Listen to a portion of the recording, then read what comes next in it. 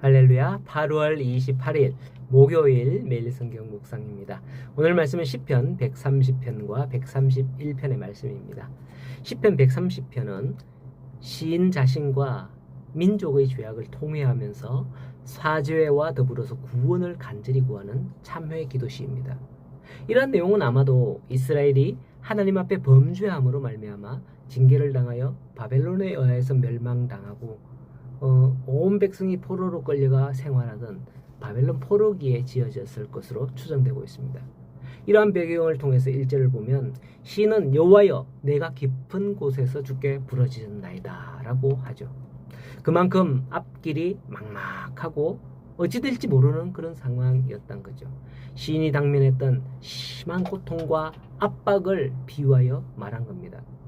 시인은 주위를 둘러봐도 아무것도 보이지 않는 흑암 가운데서 지금 부르짖고 있다는 겁니다. 사실 인생이란 어느 누구에게도 쉽지 않습니다. 쉽게 사는 사람 별로 없어요. 적게 가졌든 많이 가졌든 건강하든 건강하지 않든 똑똑하든 똑똑하지 않든 그 어떤 조건도 상관없어요. 제가 보니까 오히려 많이 가진 자들보다 적게 가진 자들이 더 행복한 것 같고요. 똑똑한 자들보다 똑똑하지 않는 자들이 자기에 대해서 더 만족한 것 같아요. 세상에서 가장 행복할 거다라고 생각하는 국민은 미국이나 영국 같죠? 아니에요. 방글라데시 같은 나라들이 세계에서 유엔에서인가 조사했을 때 방글라데시 같은 나라 국민들이 자기들이 가장 행복하다 이렇게 하는 거예요. 우리가 볼 때는 이렇게 생각되는데 말이죠. 자, 그런 어떤 상황에서도 우리가 헤쳐나갈 수 있는 길은 어디 있을까요? 시는 그 깊은 곳에서 누구에게도 부르짖는지 보면 됩니다. 길은 여호와께 있는 줄 믿으시기 바랍니다. 응답을 바라는 자는 포기하지 않고 여호와를 간절히 찾고 구하면 된다라는 것을 보여주는 거예요. 시는 이것을 우리에게 보여주면서 여호와를 간절히 찾고 부르짖는 거예요. 성경 말씀은 구하라, 찾으라, 두드리라 마태복음에 말씀했지 않습니까? 그럴 때 3절에서 말씀해 보면 여호와께서 보시는데 죄악을 지켜보신다라고 하죠. 그 죄악을 지켜보시는 여호와 앞에 누가 두려워하지 않고 설 수 있겠습니까? 그러나 시인이 나타내고자 하는 의도는 거기 있지 않아요. 오히려 하나님께서 과거에 우리 죄에 대해서 완전히 지우시고 도말하셔서 아무것도 기억하지 않으신다 하는 그런 약속에 근거하여서 보는 겁니다.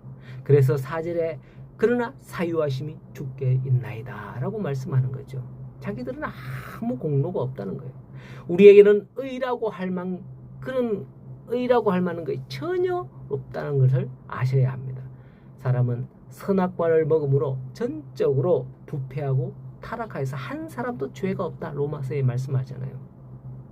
그렇게 나는 죄가 없다 그렇게 말하는 사람은 하나님의 사유하심에 들어온 사람이 아닙니다. 어느 누구도 스스로는 그 죄를 씻을 수 없기에 하나님의 독생자 예수님을 이 땅에 보내셔서 우리 죄를 대신해 죽으시고 우리를 대속하신 것입니다.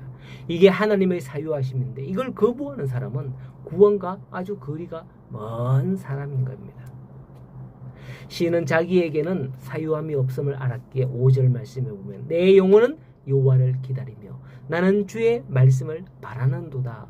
파수꾼이 아침을 기다림보다 더하도다 라고 고백하고 있습니다. 이 기다림보다 간절함은 없습니다. 그 기다림같이 여호와께서 이스라엘의 모든 죄를 속량하실 날이 반드시 올 것임을 알고 기다린다는 거죠. 성경은 분명히 하나님은 사람이 아니시니 거짓말을 하지 않으시고 인생이 아니시니 후회가 없으시도다. 어찌 그 말씀하신 바를 행하지 않으시며 하신 말씀을 실행하지 않으시랴라고 말씀을 했습니다. 그 하나님의 약속을 굳게 믿는 시인처럼 오늘 우리 여러분 그 하나님의 말씀을 굳게 믿고 나아가는 성도가 되면 좋겠습니다. 다음은 131편 말씀입니다. 사람은 누구나 욕심이라는 게 있습니다.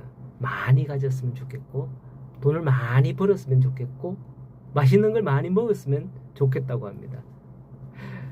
우리 딸이 내가 다음 주에 또 일하러 간다 그러니까 아빠 왜 자꾸 가 이러는데 돈 많이 벌어올게 그러니까 좋대요. 글쎄요. 자, 어쨌든 사람은 누구나 다 돈을 많이 벌었으면 좋겠고요. 맛있는 거 많이 먹었으면 좋겠다고 생각을 합니다.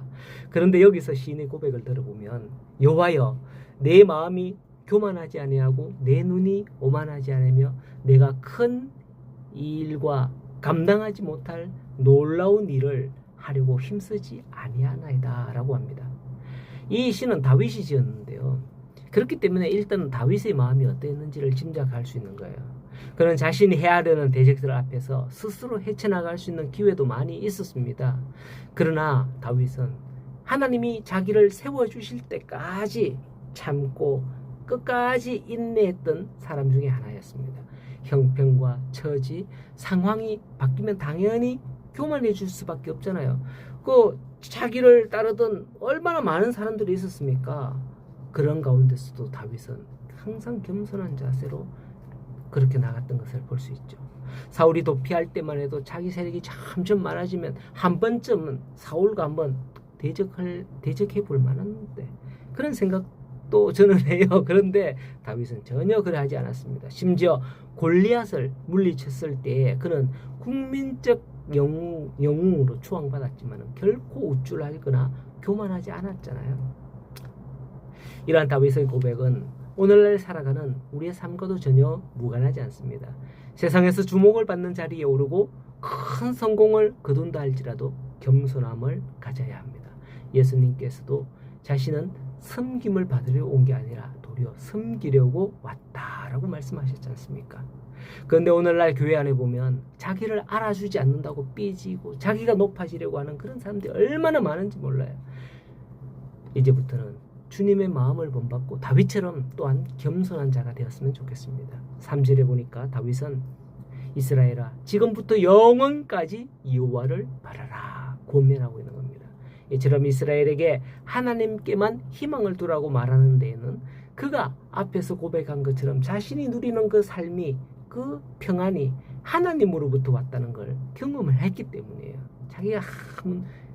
자기가 해서 한 게 아니라는 거죠. 자, 이것을 고백하는 시인의 마음을 느끼며 오늘도 하나님만 바라며 나아가는 우리 모든 성도들이 되기를 간절히 소원하고 축복합니다. 승리하십시오.